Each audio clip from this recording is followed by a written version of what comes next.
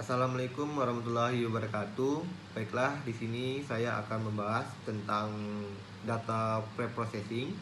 Dan sebelumnya di sini saya tidak sendiri, saya bersama teman-teman saya. Ada Boyke Oki Pratama, ada Wan Paris Dewantara, dan Jupri saya sendiri.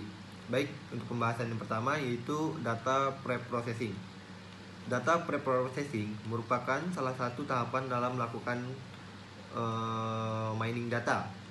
Sebelum menuju ke tahap selanjutnya pemrosesan, data mentah akan diolah terlebih dahulu. Data preprocessing atau praproses data biasanya dilakukan melalui cara eliminasi data yang tidak sesuai.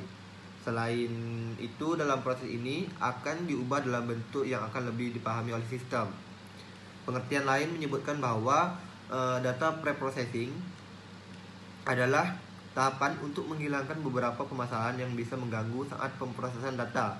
Hal tersebut karena banyak data yang formatnya tidak konsisten.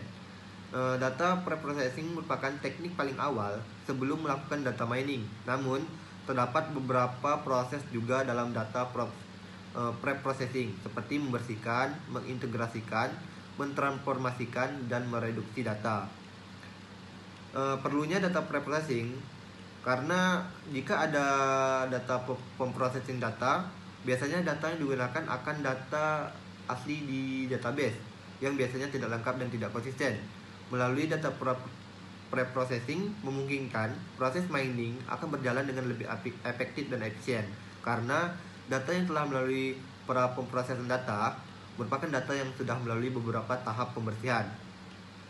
Tidak hanya itu, dengan melakukan pemrosesan data terdapat manfaat lain, yaitu mempermudah proses analisis data, mengurangi beban dalam mempresentasikan isi data, efisiensi proses mining, dan data akan lebih mudah dibaca. Berikut adalah model data dari preprocessing.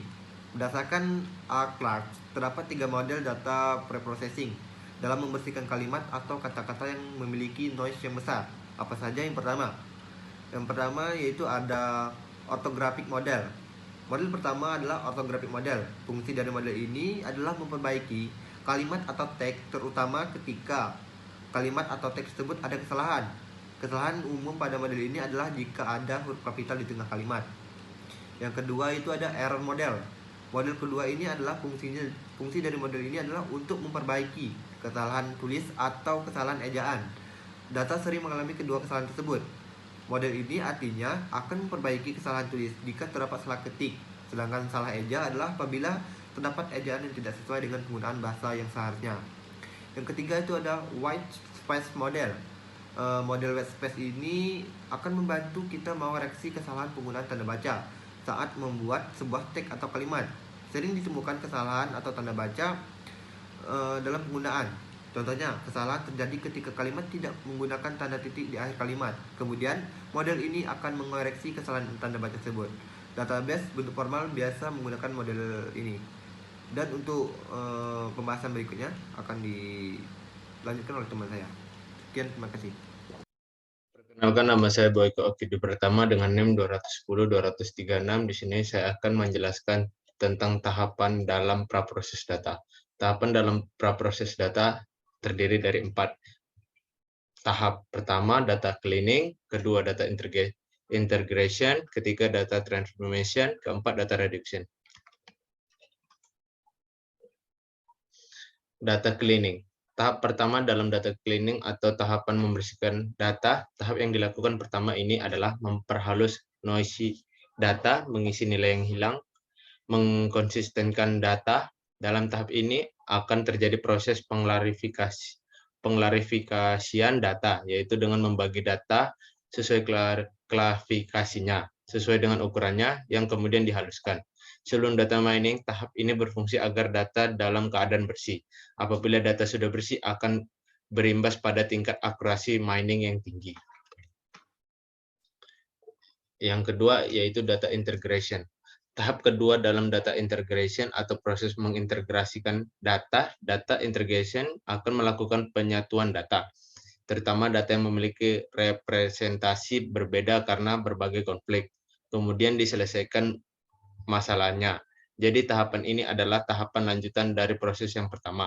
Dalam tahapan kedua ini, data yang telah dibersihkan kemudian disatukan dan data tersebut dibuat lebih halus. Yang ketiga yaitu data transformation. Tahapan ketiga adalah mentransformasikan data. Dalam tahap ini, data yang sudah diintegrasikan kemudian dinormalisasi dan dilakukan proses generalisasi data. Proses ini untuk memastikan agar tidak ada data yang berlebihan.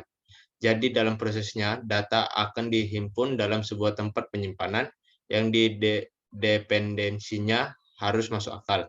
Data juga akan ditransformasikan dalam bentuk yang sesuai.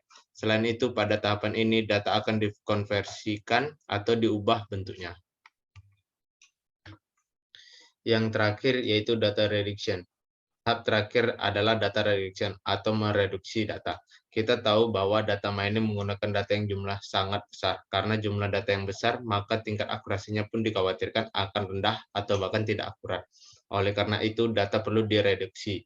Reduksi merupakan suatu proses untuk mengurangi jumlah data, namun dengan tidak mempengaruhi proses analisis data.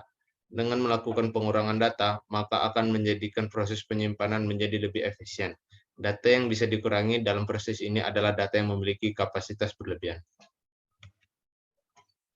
Oke, begitu saja dari presentasi kelompok kami. Terlebih dan terkurang, saya ucapkan terima kasih.